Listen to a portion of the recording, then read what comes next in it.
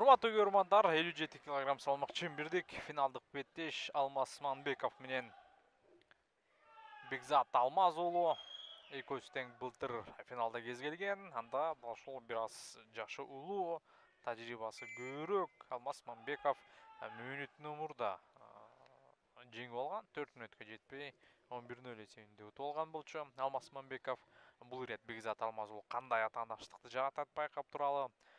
Негизинен Бекзат Алмаз уулу менен Алмаз Манбеков бир гана Кыргызстандын ичиндеги мелдештерде эмес, эл аралык мелдештерде дагы былтыр Казакстандагы Кунаев мелдешинде дагы кезгелген жайы бар. Анда дагы Алмаз ийгиликтүү болгон. Бекзат Алмаз уулу көк кийим менен, Алмаз Манбеков тиешелүү түрдө кызыл түстөгү трико менен килем үстүнө чыккандыгын белгилеп коелу. Алгачкы секундалар жалпысынан бул салмакта 30 балбан катышкан жана 30 балбандын ичинен иригелип дал ушул 2 спортчу күчтүү болуп чыккан. Жарым финалдык беттештеринде токтоло турган болсок, Юхан Доктурбек уулун уткан. Барына белек. Салтуу жаңы жылдык Остор акциясы. Vivo смартфонун сатып алуу менен белек алууга кепилденген мүмкүнчүлүккө ээ бол. Телевизор, Яндекс станция, рюкзак, свитшот, пауэрбанк, кулакчындар. Ал тургай жап-жаңы Vivo смартфону. Жаңы жылга белек алууга жетишип кал. Барына белек, барына сонун маанай. Остор. Алмаз Манбеков жарым финалда эми Бекзат Алмаз уулу жөнүндө айта турган болсок, ал Абдумалик Карачевди жарым финалда артта калтырган.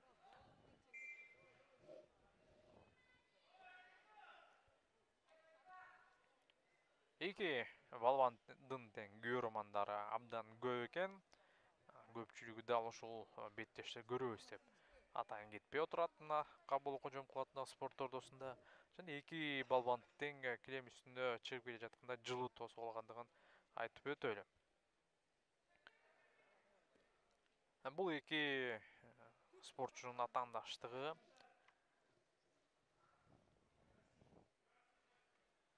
дагы да суланып келет. Эң кызыгы экөөсү тең дал ушул Изабек спорт клубунда тарбияланышат.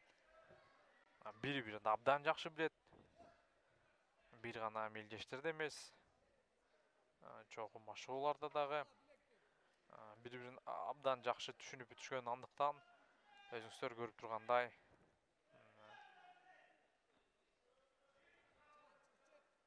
тең атаандаштыктагы беттеш күтүлгөн болчу. Азыр Алмаз Манбеков 1 упайга ээ болот. Себебинде ага чейин Бекзат Алмаз уулун 30 секундалык эскертүү берген. Бул убакыт ичинде Бекзат упай иштеп таба албады, мына 30 секунд аяктады. Жана 1 упай Алмаз Манбековго деги чолбой, Алмаз Манбеков атаандашынын бутуна кирип азыр андан да айлантуунун аракетин кылат. Жана жалпы эсеп 5-0. Дагы 2 упай берүү. 5-0 азыр таблодо 5-0 жазылып турат. Бир рет бутка кирди, андан кийин 2 жолу айландырган. Демек 7-0. Алмаз Манбеков ошентип дагы да болсо өзүнүн мыктылыгын далилдеп жатат. Ал ортодо Бекзат Алмаз уулунун машыктыруучусу челлендж ыргыткан, челлендж каралат.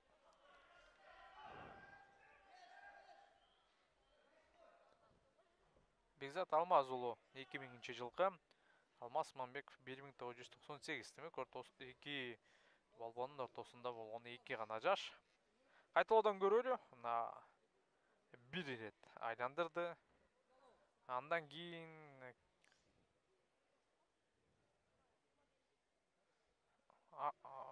ага чейин атаандаш 30 секундалык эскертүү берген билесиз. Мына ошол себептен 1 упай алган. Андан ары атаандашынын бутуна кирип жерге кулаткандыгы үчүн 2 упай, бул 3-0.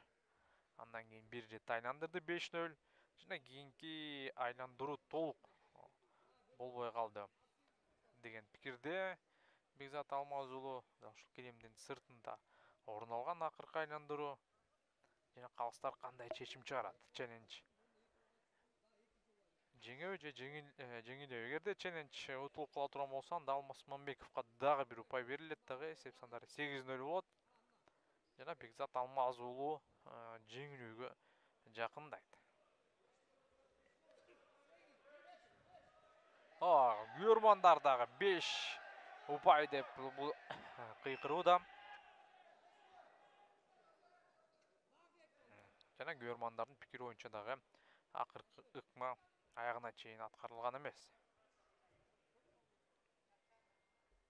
Балбандар күтүүдө, биз кайрадан кайталоодан көрөлү. Мына ушул жерде 2 упай.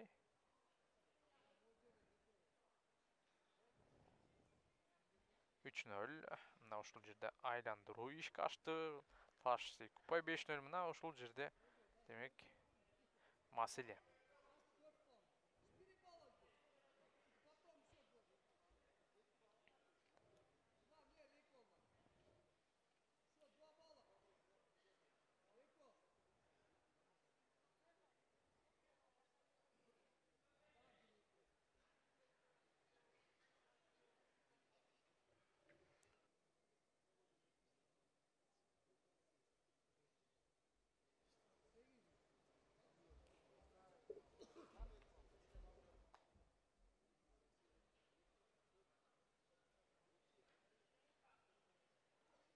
Demek challenge жеңилди.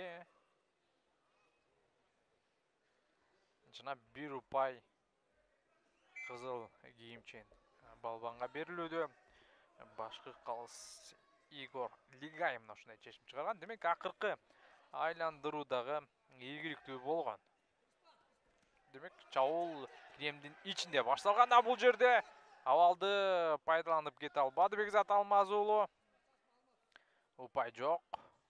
Акыркы секундалар жана күрөш экинчи бөлүктө дагы уланат. Азырынча 8-0. Алмаз Мамбеков кайрадан Кыргызстандын чемпиону болууга жакындап келүүдө.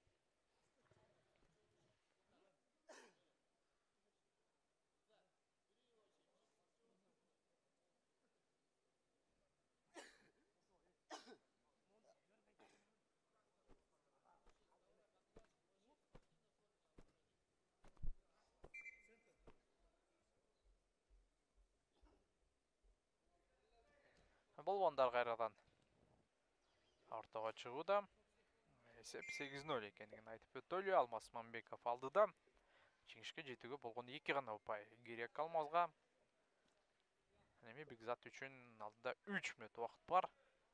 Атаандашында упай бербестен өзү упай иштеш керек.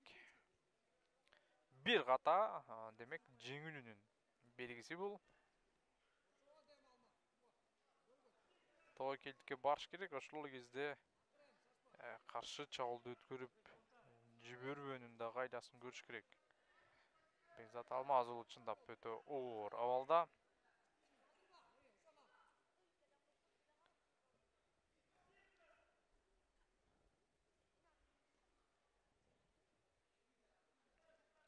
Эгерде Алмаз Мамбековго пассив берген күндө деле көп нерсе өзгөрүп кетпейт. Ашып кетсе 1 упай жазылат Бекзат Алмаз уулуна.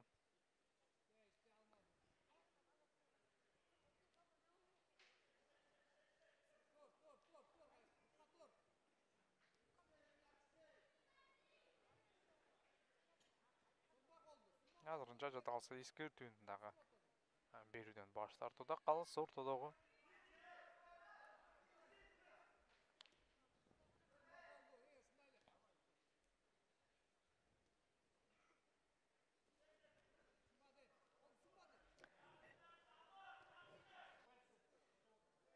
Алмаз Мамбеков шашылбайт албетте. Ал негизги максат эми түшүнүүдө атаандаш убакыт өткөн сайын тобокелдикке барат. Мына ошол жерде каршы чабуулда кармаш керек. Ой, өтө мыкты аракет болгон, бирок Алмаз Мамбеков бардыгын байкап турган.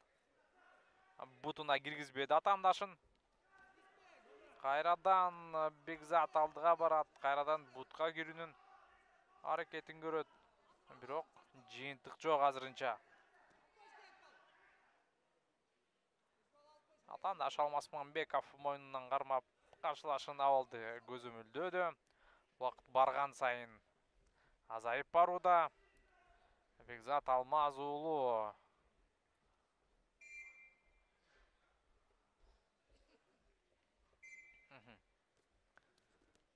30 секунда убакыт. Бекзат кайрадан бутка кирүүнүн аракетин кылган. Мына ошол учурда кайрадан атандашын толук көзөмөлдөө кармоодо Алмасманбеков. Жасаш керек, өтө мыкты жана канча болгон 2 упай бул жерде. Жок, 4 упай экен. Дагы бир аракет, упай жок бул жолкусунда. Акыркы 4 секунда киемдин сыртына чыгарды. Бул 1 упай. 8-5.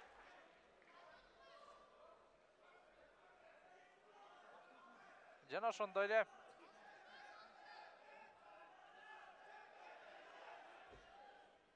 машыктыруучусунан челленджди ыргытууну суранууда, бирок буга чейин челлендж жеңилген болчу. Эскертүү, дагы 1 упай жана 8-6, акыркы секунда жок. Алмасманбеков кайрадан Кыргызстандын чемпиону Бекзат Алмаз уулу. Өкүнүчтүү. Кайрадан вице-чемпион.